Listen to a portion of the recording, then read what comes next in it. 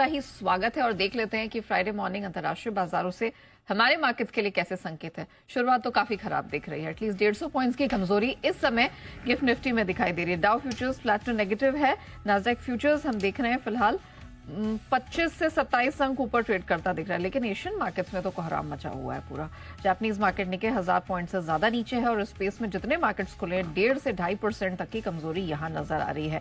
और ऐसा ही नहीं कि सिर्फ स्टॉक मार्केट तक सीमित है, कमोडिटी मार्केट की भी बात करें, सोना चांदी इन सब की भी पिटाई हुई है क्योंकि डॉलर इंडेक्स बहुत तेजी से ऊपर आता हुआ दिखाई दिया है। कच्चा तेल एकमात्र अपवाद साबित हुआ, लेकिन आज सुबह हम देख रहे हैं वहां पर भी ऊपरी स्तरों से अब लालशान में ट्रेड हो रहा है। और मेटल्स में भी हमने देखा एक अनसर्टेनिटी का माहौल है, मिला जुला सा सुस्त कारोबार ही बेस मेटल्स में देखने को मिल रहा है। तो एग्जैक्टली क्या हुआ जिस वजह से इतनी गिरावट अमेरिकी मार्केट्स में देखने को मिली, आइए कुशल से जानते हैं। कुशल, मॉर्निंग। ऐसा क्या होगा कि एक ही बार में सब मतलब अच्छी खासी स्ट्रेंथ नहीं थी कम से कम, लेकिन लग रहा था कि ठीक ठाक स्थिर बाजार है, ये क्या हो गया?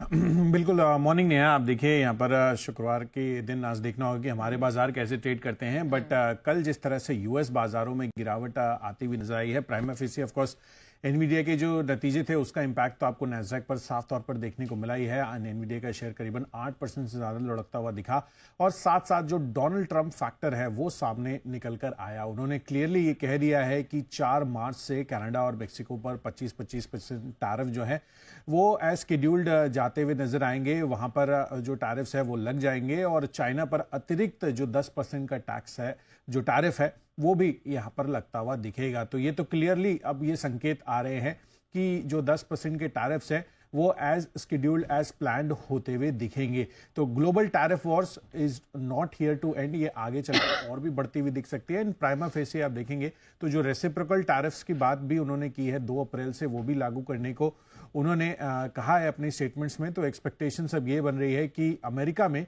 इन्फ्लेशन की जो चिंताएं हैं वो अभी और बढ़ती हुई दिख सकती है। ऑफकोर्स डॉलर इंडेक्स जो है वो कल तेज बढ़त दिखाते हुए नजर आया, 107 के पार अब जा चुका है और इसी वजह से ओवरऑल जो मूड माहौल है वो थोड़ा खराब होता हुआ नजर आया है। इनफैक्ट यूरोप के बाजार से भी आप देखेंगे तो मिला जुला ही प्रदर्शन देखने को मिला। कच्चा तेल 2% चढ़कर $73 के पास अब आ चुका है, लेकिन ओवरऑल जिस तरह का मूड माहौल अभी अमेरिका में दिख रहा था कल के दिन में, उसका इम्प्लीकेशन आज सुबह में एशियाई बाजारों में भी देखते हुए नजर आ रहे हैं। और गिफ्ट निफ्टी तो आपके सामने है, 150 अंकों की गिरावट अभी फिलहाल हमें देखने को मिल रही है। ऑलराइट, चलिए, तो यहाँ पर भारी भरकम पिटाई हो रही है और ये कारण है जिस वजह से आप देख रहे हैं इतना प्रेशर बना है। थैंक यू कुशल पूरी डिटेल के लिए। लेकिन अब जैसे ग्लोबल संकेत मिल रहे हैं ओवर द वीकेंड, बाजार